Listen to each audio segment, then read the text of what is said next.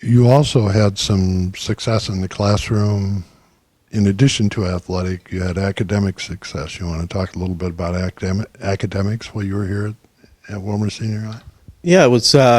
We had a tremendous group of faculty then. It was people that had started actually about the same time my dad had in the early 60s. So there was a kind of a nucleus of teachers in the high school that made it both fun and interesting to learn through high school. Had a chance to be on the National Honor Society my senior year. I believe got to be about a B student or so, B plus, and was a member of the Key Club, which was Junior Kiwanis. So we got a chance to speak in front of the Kiwanis Club every week to give progress reports on what we were doing, participated in some fundraisers, and probably the highlight of that club was going out to Rapid City to help clean ditches. It was a national effort going from Mount Rushmore to Rapid City. So you had hundreds of junior college and high school kids walking ditches and kind of the start of Adopt a Highway type programs. But we rode the whole distance in a Rambler station wagon, 6 of us packed in there, seats as hard as 2x4s, but we made it, had fun with in the environment, and did some good things for the Key Club. As you moved on, you did swim in college at St. John's. You were a Johnny. How was that experience? Pretty great 4 years, actually. We probably the team or the school is probably most known for their football team, and so but the swimmers made some noise as well. Actually, my first experience there was as a junior. We went up to watch the Willmar basketball team in 1974 upset Little Falls, and on the way there, I went on kind of a recruiting trip with a senior at that time. There was Kevin Ortenblad was being talked to by the swim coach Pat Hawes. So let's go check out the pool. I went in there, and now I was used to the 5-lane pool in the junior high, and we got there, and the Palestra was 8 lanes. It had 3 diving boards, bleachers. It was a pretty awesome facility, and that kind of hooked me. So I'm not sure if Pat really ever had to do any recruiting, seeing what we were at, and we stayed in contact, and as a freshman had some great success towards the end of the year, and carried that through for the next 3 years, and kind of tapered off my senior year, but it was a very good experience there. Open environment, Division III, school was first, so if you had labs late in the afternoon, you could make up some swim time on the weekend, or you just would have to miss some of the practice. So it was a good environment for the level of talent I had. Coach was great and worked well with the swimmers, and a good group of swimmers that were there through the 70s. Did I see something about participating in an NAIA national tournament? Yeah, the host of the NAIA at that time was at Southwest State in Marshall, and of course, coming out of high school, we got to travel down to the Minneapolis for the state meet, and thought, great, we're going to go to college, we're going to swim at a college level, we're going to qualify for nationals, and we're going to go to Marshall.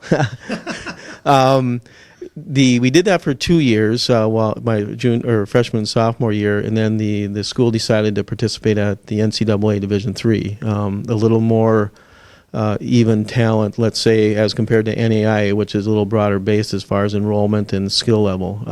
I don't believe we had anybody place at NAIA, even though we had many qualify, but the NCAA Division III was a real good fit for St. John's.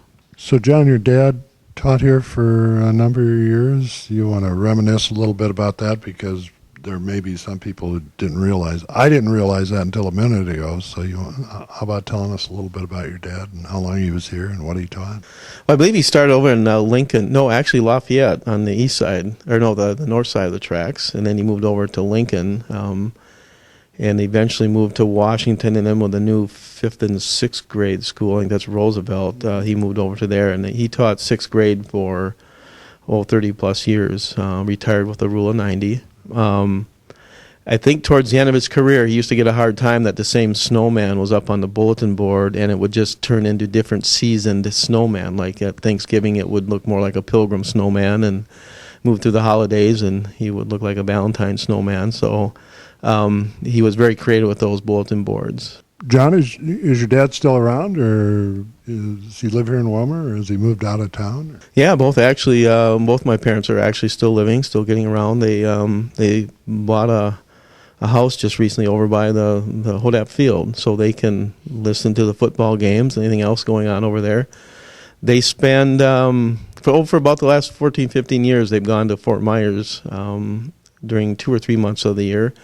Yeah, because that's when the Twins moved their spring training camp down there. They got really interested in going down and seeing some of the games, so they would usually spend the month of March for sure. And eventually they got used to it and thought, hey, let's get a place down there to spend a little more time. I think the first year, my dad took my mom before the holidays. That didn't go over so well. Missing the grandkids at Christmas time and so on, and having to have Christmas and Thanksgiving at the same time. So most often they'll hang around till the holidays are over and spend about 3 months down in Fort Myers. Are you married? Do you have kids of your own?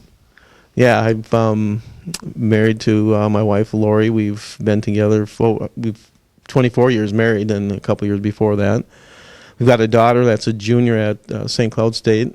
She's pursuing speech pathology. And I got a son that's a senior at the Albany Area High School. He just turned 18, and on the morning of his birthday, we started a 2,700-mile road trip and at Mystic Lake, and he doubled his $10 into 20, and he thought that's good. And then we've got a son that's just going to be 2 years old. He was born 2 years ago in October, and we're reliving the toddler stage right now, which is pretty amazing. As you think about your high school life, did the academics here at Willmar help prepare you for the rest of your life as you look back? Yeah, I think we had a great blend at the Willmar school district. Grade school, remember the glory days of the fallout, the drills. Moving to the junior high, which was a fairly new building there, and the colored lockers, that was pretty unique back then. The senior high, I believe, when I think back, the teachers and students had pretty decent relationships, which made the learning a little more fun, but yet still had work to do. In 1975, I don't know if there would have been anything else a 17, 18-year-old would have wanted from a school. It really was a good balance between extracurricular activities, the learning environment. Leaving Willmar and going on to St. John's, I don't feel I was any way behind some of the classmates that came into St. John's as freshmen. If you could tell high school students and athletes one thing, what would it be? Work hard and do the extra things. At that time in their life, it's probably hard to listen to other adults.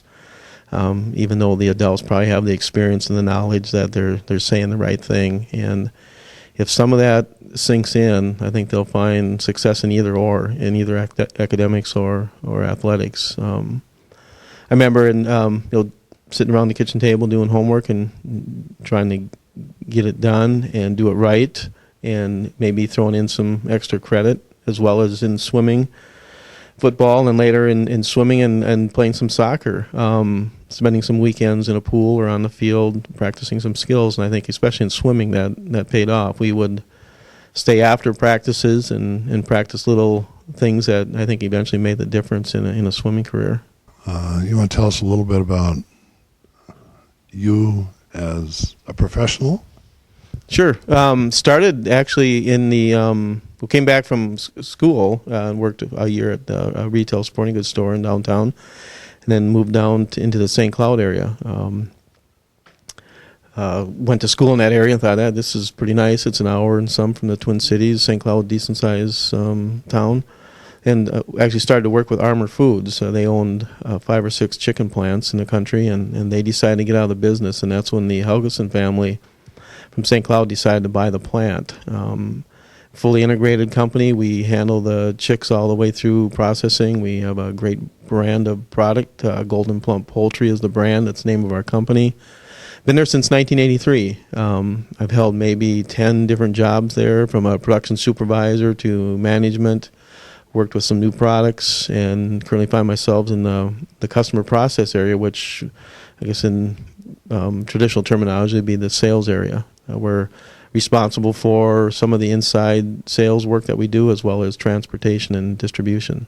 Who's going to win the homecoming game tonight? I'm assuming, since you know that Albany, ranked number 2, and New London Spicer, ranked number 1, are going head-to-head tonight, and I'll have to stay with Albany, but I'm guessing you're really asking about the Willmar Sauk Rapids.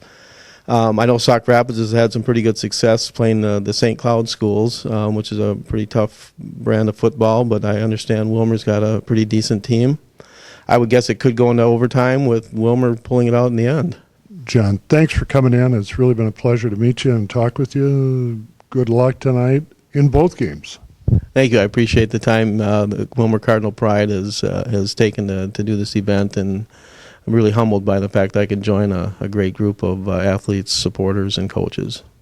Stick around, and we're going to meet our second inductee, Ken Johnson. Our new royalty, out in front of the bleachers, was crowned at coronation on Monday evening.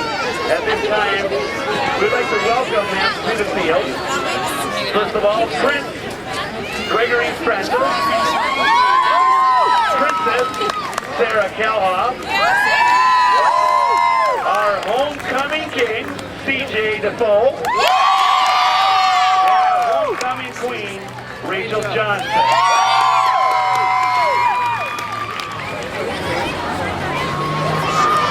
As the Cardinals will take on the St. Cloud Apollo Eagles.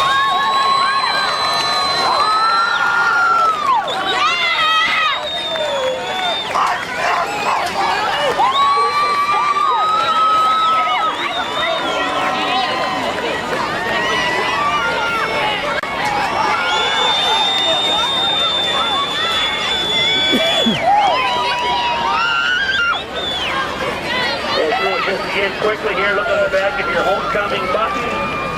17, 62, 44, 65, 90, 57, 13,